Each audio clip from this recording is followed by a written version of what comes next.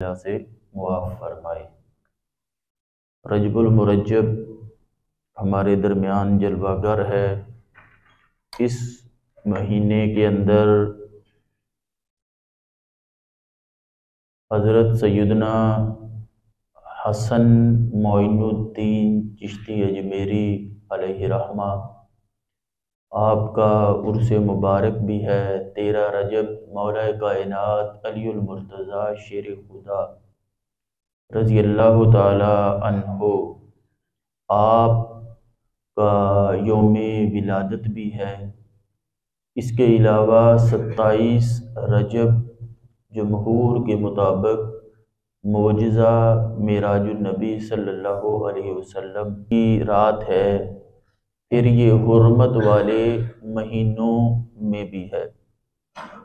नबी करीम अलैहिस्सलातु वस्सलाम अक्सर ये दुआ मांगा करते थे, या अल्लाह हमारे रजब और शाबान में बरकत दे और रमज़ान के साथ हमको मिला दे।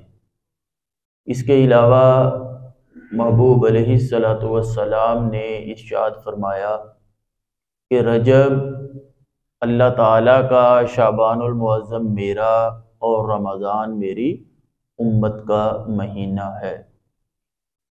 और अल्लामा अब्दुर्रहमान सफूरी रहमतुल्लाहि ताला अलैह आप फरमाया करते थे कि रजब जो है ये बीज बोने का, शाबान सैराब करने का यानी पानी देने का, और रमज़ान फसल काटने का महीना है। इंशाअल्लाह गालिब गुमान तो यही है, क्योंकि अकेला बयान सुन लेना, बयान कर देना और तस्कीन हासिल करना ये असल मकसद नहीं होता।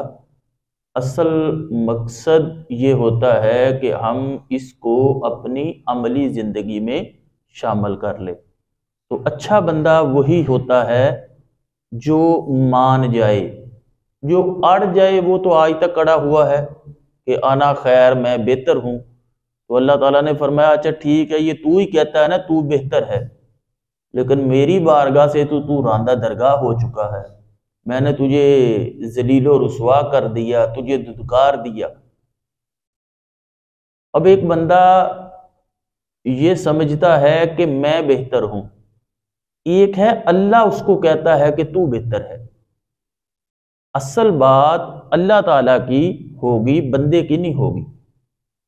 बंदे तो नफ्स की पैरवी भी करते हैं, शैतान की पैरवी भी करते हैं, और इंसान निसियान से है, ये तो धोखा भी खा जाता है, इसको तो नहीं पता चलता।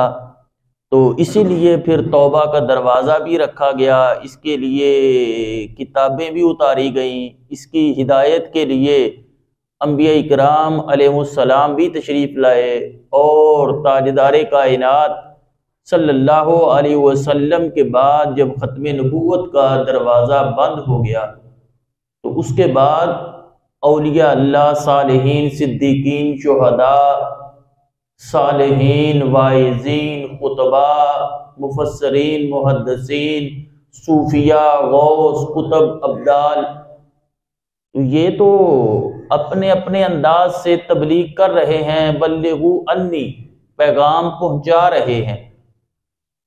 तो ता क़यामत हिदायत का सिलसिला जारी रहेगा।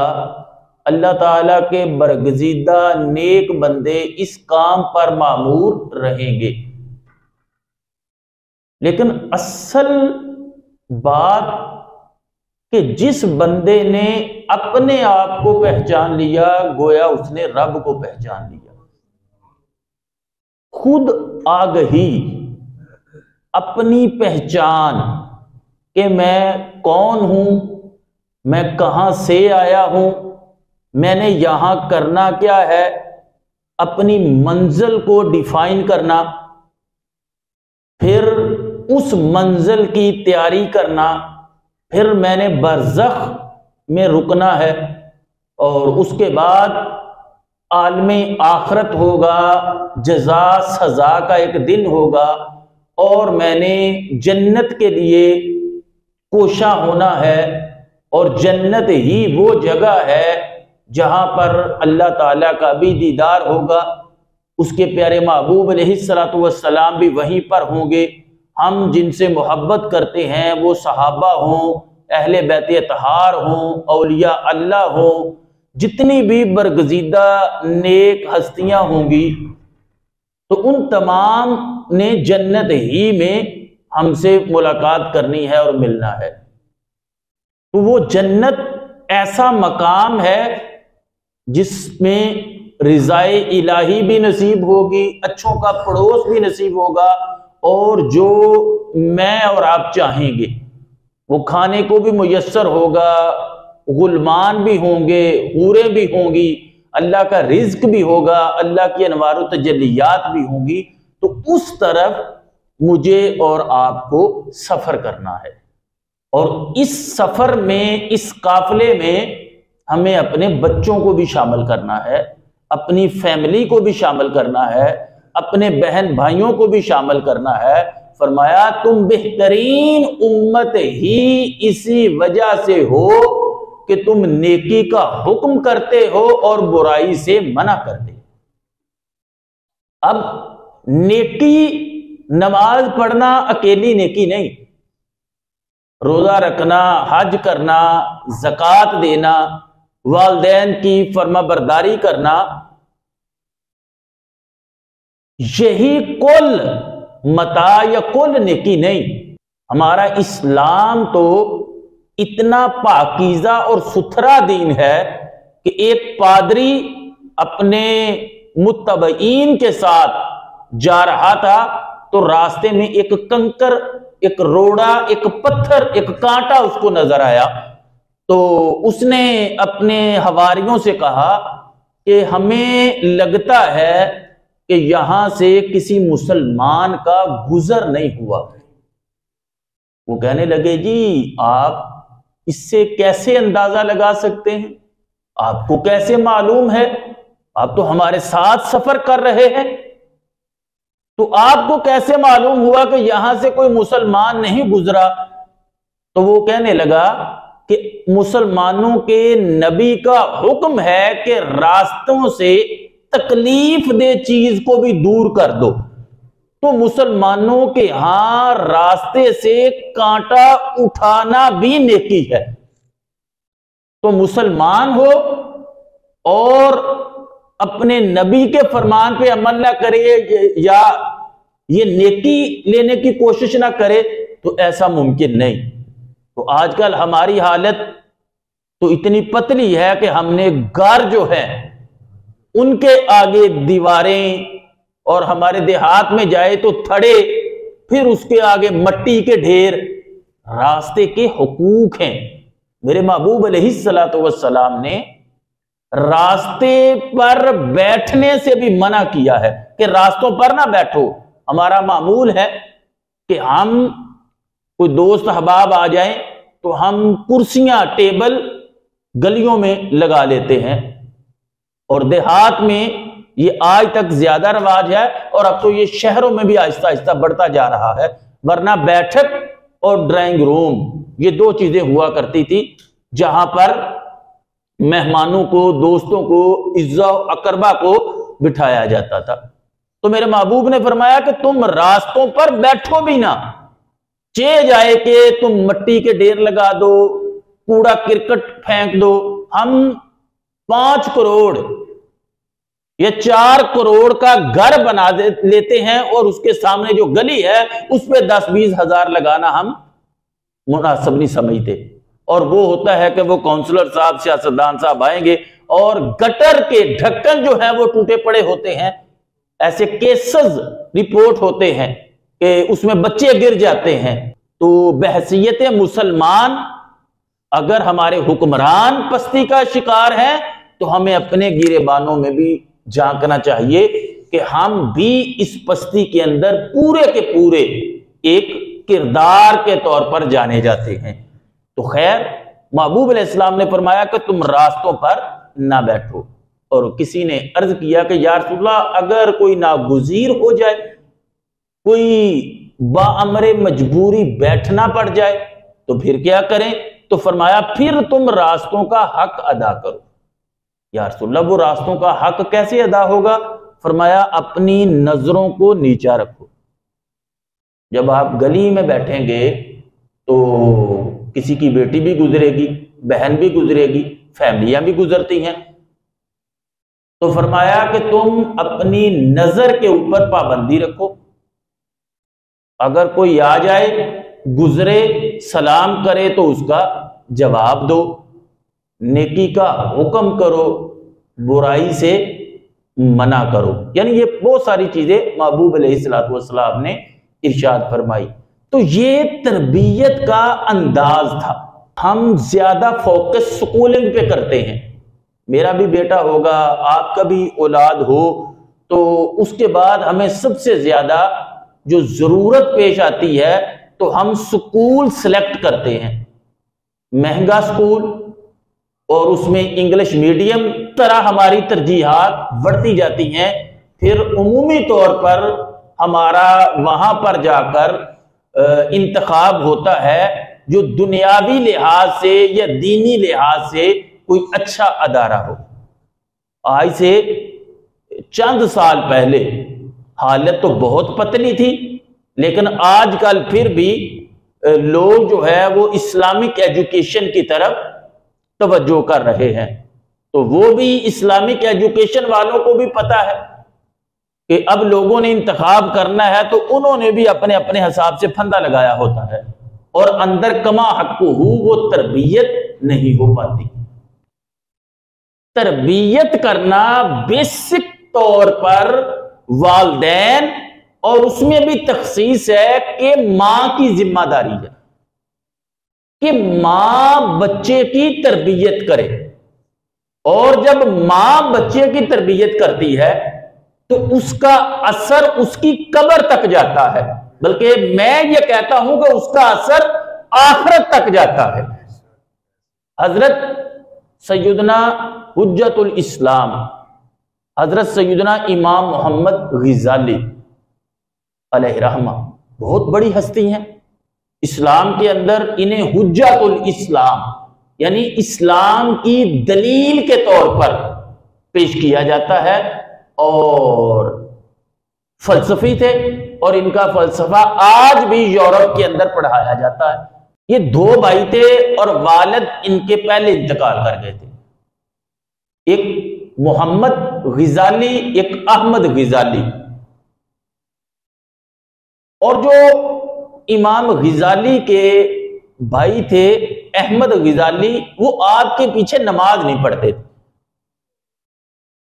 तो एक दिन वालदा से अर्ज किया कि वालदा, बड़ी अजीब बात है, लोग मुझे इमाम समझते हैं, अल्लाह ताला ने मुझे इल्म दिया है, तो अब लोग बातें करना शुरू हो गए हैं कि इसका अपना भाई तो इसके पीछे नमाज नहीं पढ़ता।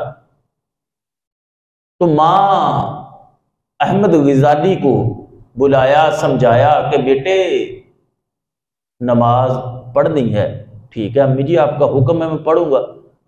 अब गए, जमात जो थी उसमें शामिल हुए। पहले पढ़ते नहीं थे, अब एक रकत पढ़ी, सलाम फेरा, नमाज तोड़ के वापस आ गए। तो ये और ज्यादा शोर हो गया कि पहले तो चलो नमाज पढ़ता ही नहीं था, किसी को पता था किसी को नहीं पता था, अब तो ऐन जमात के अंदर नमाज को तोड़ दिया। कहा अम्मा आज तो इसने हद कर दी, नमाज ही तोड़ के मेरे पीछे से वापस आ गया। मां ने दोनों को बुला लिया। हाँ भाई। अब वो कहने लगा अम्मा जी मैं आपसे एक सवाल करता हूं, आप मुझे उसका जवाब दे दें, जैसे आपका हुक्म होगा मैं हाजिर। वो कहने लगे अम्मा जी इसको पूछें, जब ये नमाज पढ़ा रहा था तो अल्लाह के लिए पढ़ा रहा था, अल्लाह की बारगाह में हाजिर था? क्या अल्लाह ताला से जो राज़ो नियाज, उसकी बारगाह में खड़ा होने का अदब, ये इसके मलहूज़े खातर था? क्या हुआ? कहा अम्मा ये तो नमाज की जमात में तलाक के मसलों में उलझा हुआ था, इसके दिमाग के अंदर तो तलाक के मसाइल चल रहे थे। अब कितना आला ऊंचा मकाम होगा उस बंदे का कि जिसको अल्लाह ने यह कश्फ की दौलत दी है कि जो इमाम है उसकी ज़हनी कैफियत जो है मुक्तदी को पता हो, कितने मकाम पे वो बंदा होगा। कहने लगे हाँ अम्मा ये बात तो है। तो मां ने दोनों को डांटा, कहा तुम दोनों ही मेरे किसी काम के नहीं हो, तुम दोनों मेरी मुराद और मेरी मंजिल को नहीं पहुंचे। उसने कहा अम्मा मेरा क्या कसूर है, जमात तो ये करवा रहा था। कहा बेटे अगर वो तलाक के मसलों में उलझा हुआ था तो तू भी उसके मसले में उलझा हुआ था, तू भी तो अल्लाह की बारगाह में हाजिर नहीं था। मैं तो दोनों को चाहती थी कि तुम अल्लाह के कुरब में पहुंच जाओ। एक तलाक के मसलों में फंसा है, एक भाई के मसले में फंसा है, तुम दोनों मेरी मुराद को नहीं पहुंचे। ये माएं हुआ करती थी। आज हम एक नाम लेते हैं, बल्कि आजकल उर्स भी है। हज़रत ख्वाजा मोइनुद्दीन चिश्ती अजमेरी रज़ी अल्लाह ताला अन्हु, सुल्तानुल हिंद, वलीउल हिंद, कितने कितने बड़े अलकाबाद, ख्वाजा गरीब नवाज, फिर हसनी सैयद, फिर अताए रसूल फिल हिंद। और इनका असल नाम क्या है? हसन। मोइनुद्दीन कहते हैं इन्हें, दीन के मददगार के तौर पे इनकी ड्यूटी लगी थी। कभी हमने इनकी हिस्ट्री को पढ़ा? हम पढ़ गए करामतों के चक्कर में, लंगर के चक्कर में। जो असल तरबियत का सरचश्मा था उसको हम भूल गए। अब 15 साल की उम्र है और ये कोई फकीर आदमी नहीं, वैसे भी सैयद थे और अपने इलाके के रईस थे, जायदाद के मालिक, वडेरे किस्म के खानदान के ये लोग थे। और बेसिकली ये अफगानिस्तान का एक इलाका है, वहां पर रहने वाले थे। बाद में पार्टीशन हो गई, मुल्क बन गए, पहले तो खुली रियासतें हुआ करती थी। तो 15 साल की उम्र में आपके वालिद इंतकाल कर गए। आप बड़े फेडअप हो गए, बड़ा वालिद से प्यार था। अब 15 साल उम्र भी कोई नहीं होती। तो आपकी वालदा ने आपकी तरबियत की, समझाया कि नहीं बेटे फेडअप नहीं होना, दिल बर्दाश्ता नहीं होना, ये अल्लाह के मामलात होते हैं। 1 साल बाद मां भी फौत हो गई। 16 साल की उम्र, सर पे साया ना मां का ना बाप का। और उस वक्त भी आपके हिस्से में जो जायदाद थी वो अंगूरों का एक बाग हुआ करता था, और भी जायदादें थी। लेकिन वो मां की 1 साल की तरबियत थी कि आप कहां तक आए होंगे इल्म दीन हासिल करने के लिए। मैं रात पढ़ रहा था, आपने मुल्तान से भी आके इल्म दीन पढ़ा। कितना लंबा सफर करके। और आप दाता अली हजवेरी को देख लें, फरीदुद्दीन गंजे शक्कर को देख लें, निजामुद्दीन औलिया को देख लें, बहाउद्दीन जकरिया मुल्तानी को देख लें, शाहरुखुद्दीन आलम को देख लें, मुजद्दिद अल्फसानी को देख लें, हजूर गौसे आजम को देख लें, शेख शहाबुद्दीन सोहरवर्दी को देख लें, मुजद्दिद अल्फसानी को देख लें, इमाम अहमद रजा खां को देख लें। आपको कोई भी सूफी जाहल नहीं मिलेगा, हाफिज कुरान भी मिलेगा और दीन का आलिम भी मिलेगा। और इनके पीछे जो किरदार होगा वो इनकी वालदा का होगा या वालिद साहब का होगा। तो ये पहली दरसगाह, पहली यूनिवर्सिटी मां की थी। 1 साल मां ने तरबियत की तो अल्लाह ताला ने हसन से मोइनुद्दीन चिश्ती अजमेरी बना दिया। इसी तरह आपके एक खुलफा में से हैं ख्वाजा बख्तियार काकी, उनके मुरीद और खलीफा हैं बाबा फरीदुद्दीन गंजे शक्कर। इनको काकी क्यों कहते हैं? अब मेरे ज़हन में ये एक सवाल था, तो मैंने कहा चलो सर्च करते हैं कि इनके काकी क्यों कहते हैं, टी को कहते हैं उनकी जुबान में। तो इनका लकब काकी कैसे पड़ा कि जब आप पैदा हुए तो इनके वालिद और वालदा ने आपस में मशवरा किया कि अब बेटा तो अल्लाह ने दिया है, अब बेटे को अल्लाह वाला कैसे बनाना है। नहीं समझ आई? बेटा तो अल्लाह ने दिया है, हमें बेटे की जरूरत है। पीर साहब दुआ करे हो, मौलवी साहब दुआ करे हो, हाजी साहब दुआ करे हो, उमरा कन चले दुआ करे हो, अल्लाह मेरी धी नू पुत्र दवे, मेरे पुत्र नू पुत्र दवे। ये हमारी ख्वाहिश होती है, ये अंबिया की भी ख्वाहिश रही है कि हमें अच्छा साले बेटा अता फरमा दीजिए। ये मेरी भी आपकी सबकी ख्वाहिश है।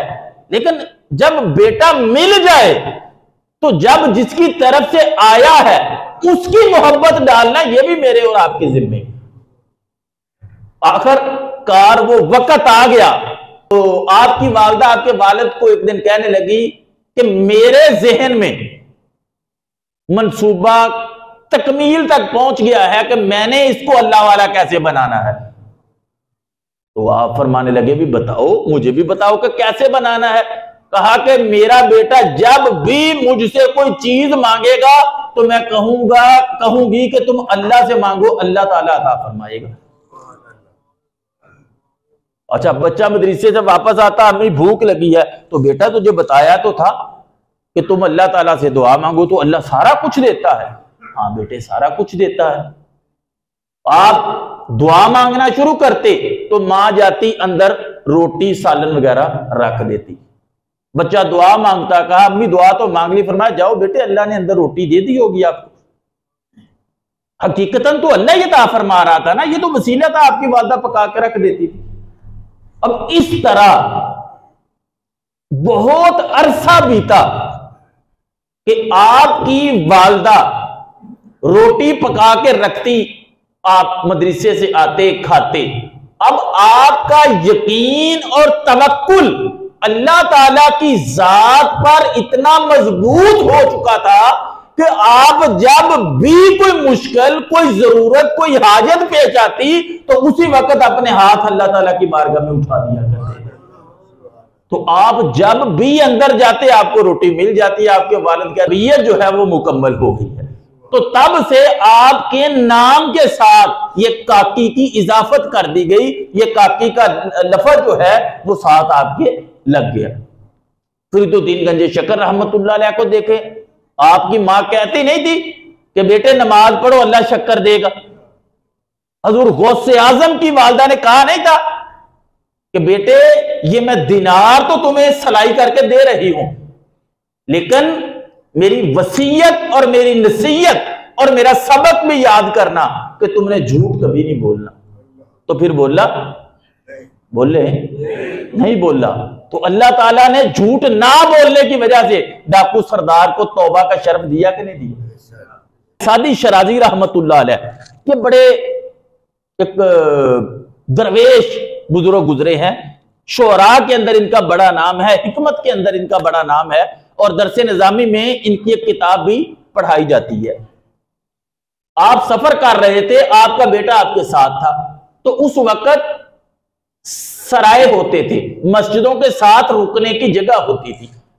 रुके, आपने कहा बेटे तहज्जुद का वक्त है, मौका भी अच्छा है, तो आओ हम तहज्जुद पढ़ ले। शेख सादी शराजी रहमतुल्लाह अलैह और उनके वालिद दोनों तहज्जुद पढ़ने लग पड़े। काफिला एक और आया, उन्होंने सामान रखा, थके हुए थे और वो सो गए। तो शेख सादी शराजी अपने वालिद से कहने लगे, अब्बा जी अल्लाह का शुक्र है, अल्लाह ने तौफीक दी, हम तो नफल पढ़ रहे हैं, वो देखो वो भी तो इंसान है, मुसलमान है, वो सोए पड़े हैं। तो बाप को तो चाहिए था, कहने लगा हाँ बेटे अल्लाह ने बड़ा फजल किया, अल्लाह ने बड़ा करम किया, अल्लाह की बड़ी रहमतें हैं कि मुझे और आपको तहज्जुद के वक्त ये लज्जत, इबादत वाली लज्जत भी अता फरमाई। लेकिन आपके बाप ने डांटा, आपके बाप ने तरबियत की, फरमाया बेटे अगर इस वक्त भी तुम अल्लाह को छोड़कर बंदों के अयूब पर नजर रख रहे हो तो इससे बेहतर था कि तुम भी सोए रहते। वो जाने, उनका काम जाने, तुम तो इस वक्त अपने रब से राजो न्याज की बातें करोगे, अल्लाह को मनाओगे, और तुम लोगों के अयूब की तरफ देख रहे हो। एक चोर को सजा देने लगे। इस्लाम के अंदर सजा यह है कि चोर का हाथ काटा जाएगा, क्योंकि चोरी पोशीदा होती है। जब हाथ काटा जाता है तो एलानिया तौर पे पता चल जाता है कि यह बंदा चोर था। उसको मेंटली भी टॉर्चर किया जाता है, मेंटली सजा भी मिलती है और फिजिकल भी उसको सजा मिलती है। बहुत सारे बंदे सबक सीखते हैं कि यार अगर हम चोरी करेंगे तो हमारा हाथ हमारे साथ नहीं होगा। तो चोर को जब सजा देने लगे कि इसका हाथ काट दो, तो उसने कहा मेरा बाद में काटना, मेरी मां का पहले काटो। क्या बोलो? मेरा हाथ बाद में काटना, मेरी मां का हाथ पहले काटो। अजीब तुम्हारी ख्वाहिश है, इसकी वजह क्या है? फरमाया मैंने पहली दफा जो चोरी की थी ना, वो अपने हमसाये से मुर्गी का अंडा चुराया था। तो जब मैंने घर आके बताया मां को, तो मां बड़ी खुश हुई थी। तो कहा अगर पहली चोरी पर मेरी मां मुझे डांटती और तरबियत करती तो मैं बड़ा होकर बड़ा चोर ना बनता। तो लिहाजा इस चोरी की जो मेरी आदत है, इसके पीछे जो किरदार है वो मेरी मां का भी निकलता है। तो मोहतरम अहिब्बा, हमें अच्छा मुसलमान बनना है, और हम जो वालिदैन है हमने किरदार अदा करना है। कौन सा किरदार अदा करना है? जो हमारी जिम्मेदारी है। या अय्युहल्लज़ीना आमनू कू अनफुसकुम व अहलीकुम नारा। ए ईमान वालों, अपने आप को और अपने अहलो अयाल को उस आग से बचाओ जिसका ईंधन आदमी और पत्थर हैं। पर कभी हैकल किस्म के फरिश्ते मुकर्रर है, वो सिवाय अल्लाह के हुक्म के किसी का हुक्म नहीं सुनते। नहीं, अल्लाह का तो टालते नहीं, बाकी किसी का मानते नहीं। तो भाई ये जिंदगी आहिस्ता आहिस्ता आहिस्ता आहिस्ता कम हो रही है। आए दिन नौजवानों की अमवात, एक्सीडेंट, फायर लगना, हार्ट अटैक होना, शुगर का अटैक होना, तरह तरह के हमारे पास आए दिन ऐलानात होते हैं। इसी मस्जिद में, जनाजगाहों में हम जनाजे पढ़ाते हैं। तो भाई क्या ये किसी ने गारंटी दी है? या हम प्लास्टिक के बने हैं, एल्यूमिनियम के बने हैं, स्टील के बने हैं, हम नहीं मरेंगे? वो नहीं भाई, ये पानी का एक बुलबुला है, फटेगा अगले ही लम्हे हमारे कफन, दफन और गुस्ल का इंतजाम, फिर कब्र के अंदर। और हालत यह है कि बेटे को कफन देना भी नहीं आता। मेरे शेख ऑस्ट्रेलिया होते हैं, तो पाकिस्तान आए हुए हैं। तो 97 के अंदर आप फरमाते हैं, जब मैं ऑस्ट्रेलिया गया तो वहां पर जाकर एक कुरान सेंटर की बुनियाद रखी, इस्लामिक सेंटर की। तो मेरे पास चंद नौजवान आए, 2-3 थे और सगे भाई थे, और मेरे पास आके कहने लगे कि जी हमारे वालिद साहब फौत हो गए हैं, हम बड़े अरसे से ऑस्ट्रेलिया में हैं, तो हमें अब पता नहीं चल रहा कि हमने करना क्या है। यानी एक तो अगर हम अपनी हालत देखें तो हमें भी नहीं पता कि हमारा वालिद फौत हो जाए या भाई, तो हमने गुस्ल कैसे देना है? हमें तो अपना गुस्ल नहीं करना आता। शादीशुदा होने के बाद गुस्ले जनाबत के फर्ज कितने हैं, गुस्ले जनाबत के मसाइल के हमें तो अपना नहीं पता, तो मुर्दे को कौन देगा? और मैंने देखा है औलाद डरती है, वालिद के करीब नहीं जाती, डरती है गुस्ल देने से, हाथ लगाने से। ओ भाई यही तो प्यो जिन्हें तुम हराम ले आके कोई डरी जाना, तुम सीखा ही नहीं। तो फरमाते हैं कि वो हमारे पास आए तो वो कहते जी हमें अब एक तो है गुस्ल देना, उन्हें पता ही नहीं था कि जनाजा कैसे पढ़ना है, कब पढ़ना है, दफनाना कैसे है, कफनाना कैसे है। वक्त पर काफी है एक कतरा भी आबे खुश अंगाम का, जल गया जब खेत बरसा भी मीतू किस काम का। चरागों से मत पूछो कि बाकी तेल कितना है, ना ही सांसों से पूछो कि बाकी खेल कितना है। अज़ौक बन जाए तो पूछो कब्र में सोए हुए इंसानों से, अमल जिंदगी में हो तो कफन में चैन कितना है। अपनी कफन की, अपनी कब्र की, अपनी आखिरत की, अपनी मौत की तैयारी करो। अल्लाह ताला ने फरमाया वमल हयात दुनिया इल्ला मताउल गुरूर, ये तो धोखे का सामान है। भाई कुल हुआ, साता हुआ, 40वां हुआ, फिर तो खबर भी नहीं होती। कोई आके बताता है तुम्हारे बाप की कब्र बैठ गई है, जाओ मट्टी डाल आओ, तुम्हारी मां की कब्र बैठ गई है, जाओ मट्टी डाल आओ। दूसरे तीसरे दिन लड़ाइयां पड़ जाती हैं, ये अब्बे की चीज मैंने लेनी है, ये प्लाट तुझे आ गया, लड़ाइयां झगड़े शुरू हो जाते हैं। भाई जो कम अज कम हम वालिदैन हैं, हम अपने बच्चों के लिए, हमारा बेटा हमारा जनाजा पढ़ाए, उसको काबिल करके जाए, वो मुसल्ले पे खड़ा हो और वो कहे कारी साहब, मौलाना साहब, इमाम साहब, मुफ्ती साहब, पीर साहब, मेहरबानी करें, मेरे महबूब का फरमान है कि औलाद मां बाप का जनाजा पढ़ाए तो मुझे इजाजत दे, मैं जनाजा पढ़ाऊं। तो कितना खुश नसीब बाप होगा जिसकी पहली दुआए मगफिरत उसका बेटा कर रहा होगा। लेकिन हमें तो आप पढ़ना नहीं आता, पढ़ाएगा कौन? गुसल खुद दे, गुसल देने की भी फजीलत है, इस पे भी सवाब है। फिर कब्र पे रख के वापस ना हो, मेरे महबूब ने फरमाया जब लौट आओ तो वहां पर खड़े होकर मुर्दे को तलकीन करो। भाई ये वो चीजें हैं जो मुझे और आपको दरपेश आनी है।